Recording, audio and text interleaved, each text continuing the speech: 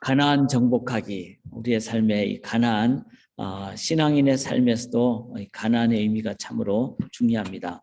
왜 우리가 가나안을 정복해야 될까요? 왜 이스라엘 백성들이 가나안을 정복해야 될까요? 그들에게 주신 하나님의 명령 때문입니다. 가나안을 정복해야 되는 이유를 정확하게 바르게 알 때 우리들은 우리 또한 신앙인으로서 이 땅에서 어떻게 살아가야 될지를 바르게 이해를 하게 됩니다. 단순히 나라의 어떤 국토를 얻기 위해서 아니면은 다른 나라보다 더 강한 나라가 되기 위해서 그렇지 않습니다. 가나안을 이스라엘 백성들이 정복해야 되는 이유는 출애굽기 19장 5절부터 6절에 나오는 이 말씀 때문에 그렇습니다. 세계가 다 내게 속하였나니 너희가 내 말을 잘 듣고 내 언약을 지키면 너희는 모든 민족 중에서 내 소유가 되겠고 너희가 내게 대하여 제사장 나라가 되며 거룩한 백성이 되리라. 이 세상이 전체가 다 하나님 나라죠. 하나님께 속했죠. 그런데 세상에서 하나님의 그 나라가 이제 마귀가 막 장악을 하고 또 공격을 하고, 그러니까 하나님 어떻게 해야 됩니까? 정복을 해야 되겠죠. 이 세상 전체를. 그러기 위하여는 전초기지, 소위 말해서 헤드쿼터, 본부가 있어야 되겠습니다. 그 본부가 바로 가나안. 가나안을 통해서 거룩한 땅으로 구별하고, 그 가나안이 바로 이스라엘 백성들이 온전히 정복을 했을 때 제사장 나라가 되고 거룩한 백성이 되고, 그래야지 세상을 바르게 하나님 나라 건설할 수가 있기 때문에. 그래서 가나안은 반드시 하나님의 원리대로, 하나님의 뜻대로 정복이 되어야만 됩니다. 가나안이 거룩하지 못하면 거룩하게 해야 될 세상을 거룩하게 만들 수가 없겠죠. 소금이 완전히 깨끗한 소금이라야 부패한 것을 막을 수가 있듯이. 그래서 가나안은 하나님의 뜻대로, 하나님의 방법대로 온전히 정복을 해야 됩니다. 그러면 우리에게 이 땅의 가나안은 어떤 곳일까요? 그것은 당연히 가나안은 이제 12지파, 또 12지파가 나중에 12제자가 되고 12사도가 되고, 그리고 그 12사도에서 이제 각 세상 속에 각 처소에 세워진 교회를 의미합니다. 그러므로 교회는 온전히 하나님의 그 가나안이 돼야 됩니다. 여기서 말하는 교회는 이제 지역교회, 로컬 철치도 있지만 또 각 가정이 교회라 그랬고, 두세 사람이 모인 곳, 가장 소그룹도 교회고, 너희가 하나님의 성전인 것과 그랬으므로 바로 성도들의 무리, 그리고 개인 성도의 삶, 이것이 다 교회가 되겠습니다. 그리고 이 모든 종류의 교회는 바로 하나님의 뜻대로 정복돼야 될 가나안이 돼야 된다는 것입니다. 그러므로 이 사사기를 저희가 함께 나눌 때 가나안은 그냥 지금 지역적인 이스라엘만 의미하는 것이 아니라 바로 내 삶이고 내 가정이고, 그리고 이 교회다. 그러면 어떻게 이 가나안을 정복할 것인가? 그것이 우리가 사사기를 공부하면서 묵상하면서 계속 묵상하고 기도하고, 그리고 온전히 정복될 때, 그때 이 땅에 하나님 나라가 온전히 건설되게 됩니다. 자, 오늘 본문을 보시면은 가나안을 다 정복하지 못했다 그랬어요. 뭐 다 쫓아내지 못했다, 이렇게 이제 내용들이 나오는데, 왜 가나안을 정복하지 못했을까? 이유를 아는 것도 중요하겠죠. 가나안을 정복하지 못한 이유. 첫 번째는 여기 19절에 보면은 골짜기의 주민들은 철병거가 있으므로 그들을 쫓아내지 못하였다. 자, 철병거라 그랬으니까 당시에 이스라엘 백성들이 가졌던 어떤 군사적인 무기보다는 더 강한 것이었죠. 그러니까 백성들은 저 골짜기 사람들은 철병거가 있으므로 우리가 못 쫓아낼 것이다. 그러나 그렇습니까?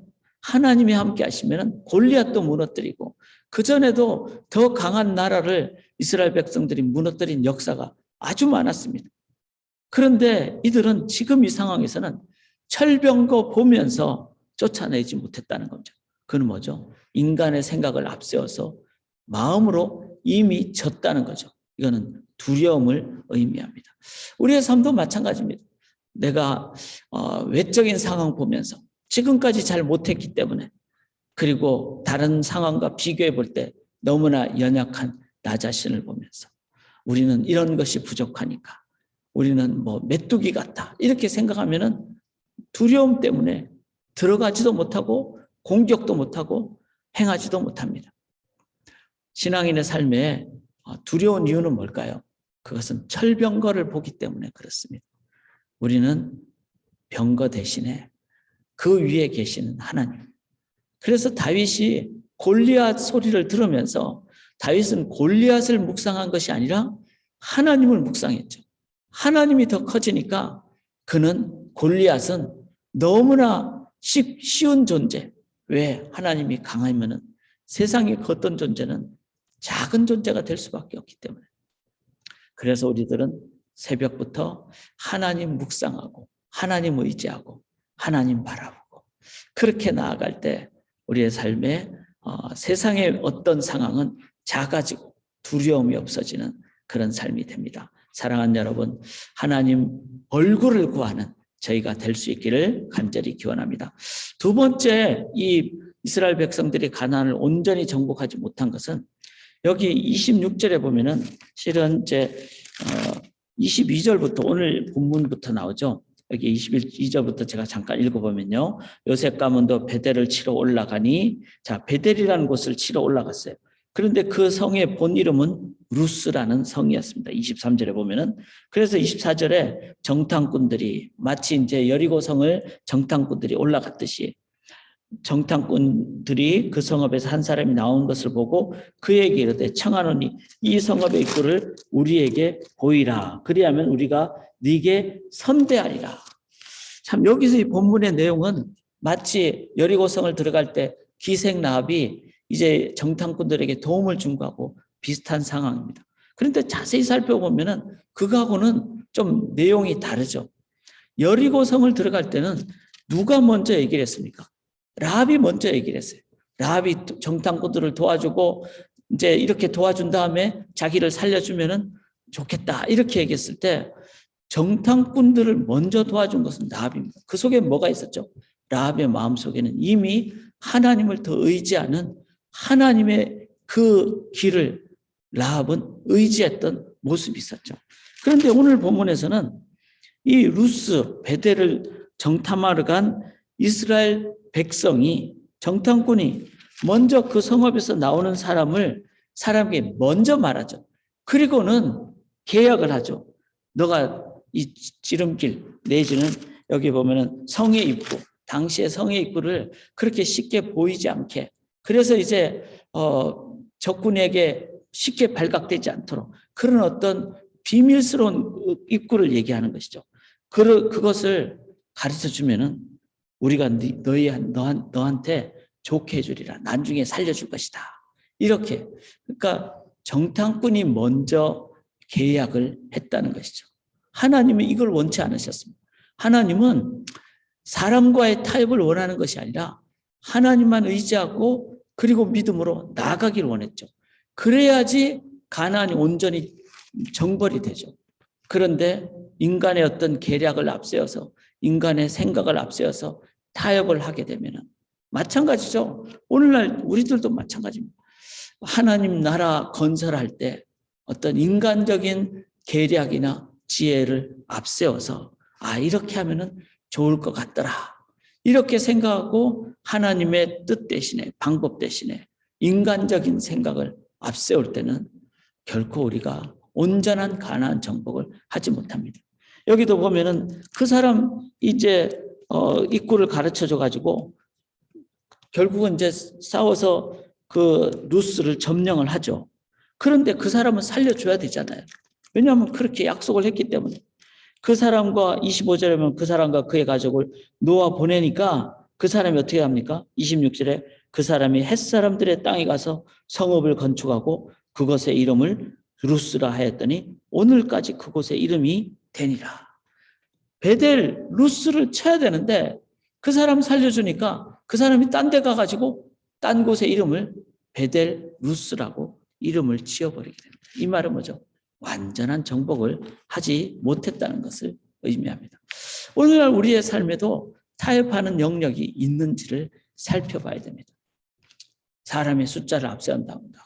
다윗이 그랬잖아요. 인구조사를 해서 우리나라가 이만큼 강대했다. 그건 뭐죠? 하나님의 영광 대신에 사람의 숫자를 더 의지해버린, 이거 타협이잖아요.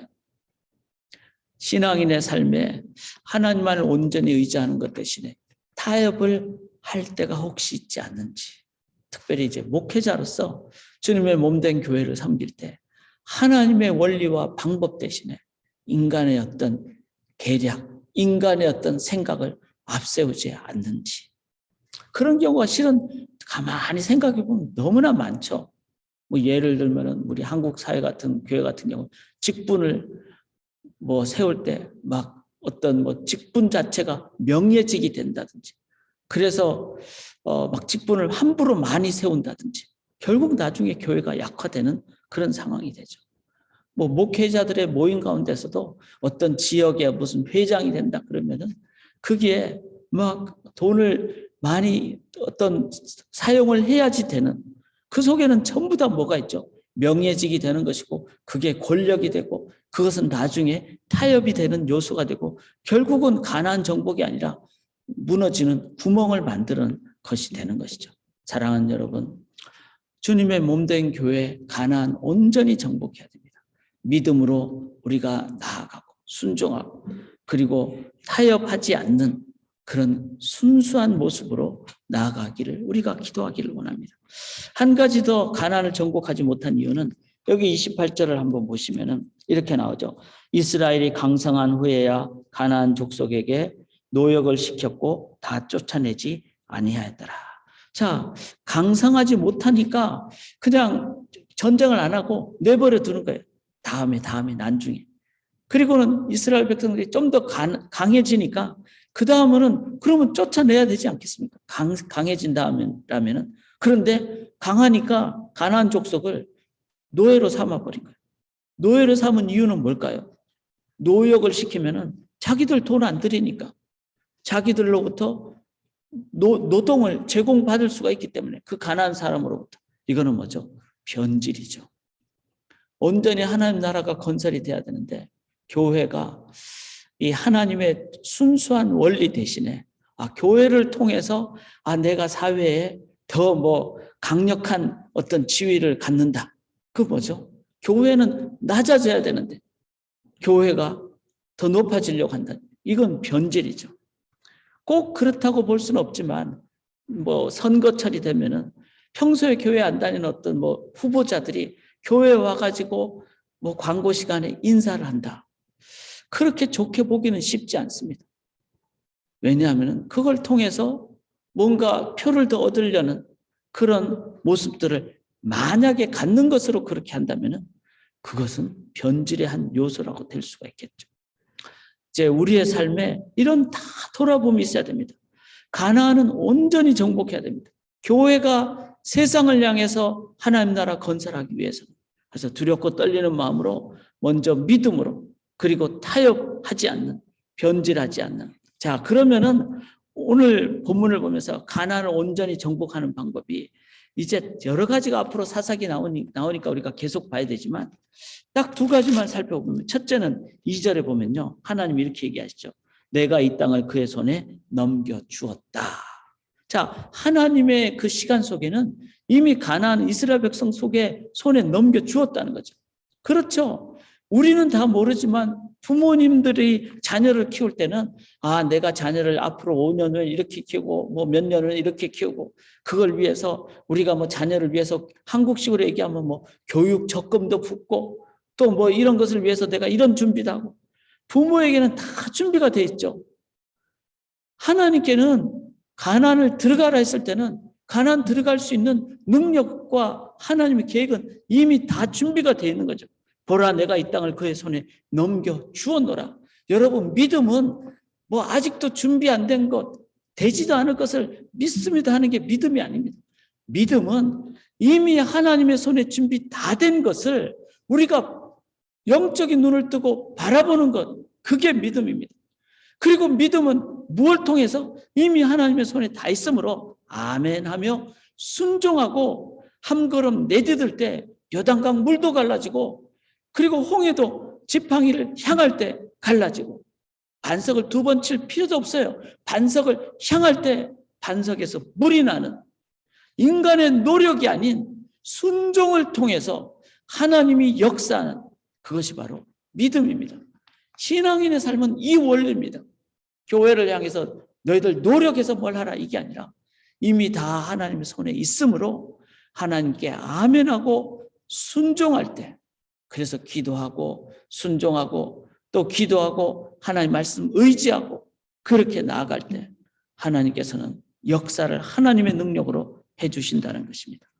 여기 3절에도 보면은 유다 족속이 시므온 족속에게 우리 같이 가자, 가나안 족속과 같이 싸우자, 이것을 할 때 그렇게 같이 가므로. 그래서 다른 지파들도 마찬가지였습니다. 바로 믿음의 공동체의 지체들이 함께 협력할 때, 저는 교회가 이 땅의 가나안을 정복해야 된다고 믿습니다. 그것은 믿음입니다. 두려움이나 타협이나 변질 대신에 두 번째는 협력입니다.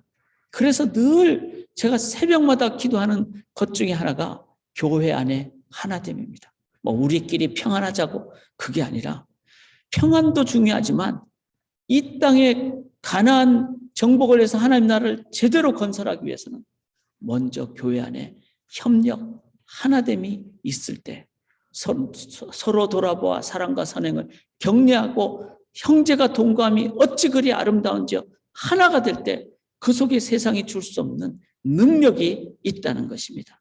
사랑하는 여러분, 우리에게 주어진 삶의 모든 영역에서 가나안은 어떤 곳이 되어야 될까? 저는 가정이 가나안이 되어야 되고, 내 마음이 가나안이 되어야 되고, 그리고 이 교회가 가나안이 되어야 되고. 자, 어떻게 가나안을 온전히 정복할 것인가? 우리의 삶의 믿음의 순종, 또 서로 격려하는 이 부분을 놓고 우리가 기도할 수 있기를 원합니다.